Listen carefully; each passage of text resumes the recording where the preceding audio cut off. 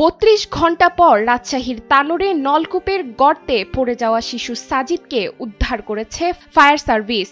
রাত ৯টায় তাকে উদ্ধার করা হয়েছে বলে জানিয়েছেন ফায়ার সার্ভিস অ্যান্ড সিভিল ডিফেন্সের পরিচালক লেফটেন্যান্ট কর্নেল তাজুল ইসলাম চৌধুরী। প্রায় ৪০ ফুট গভীরে শিশুটিকে খুঁজে পান তারা। চিকিৎসক জানিয়েছেন, শিশু সাজিদকে রাত ৯টা ৩৫ মিনিটে তানোর উপজেলা স্বাস্থ্য কমপ্লেক্সে আনা হয়। তবে শিশুটি আগেই মারা গেছে বলেও জানান তিনি।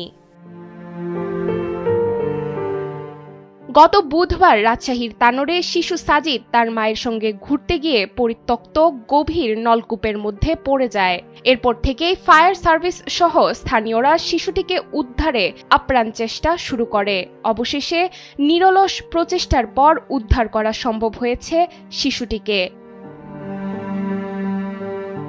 নুসরাত তালবিয়া, সময়ের আলো।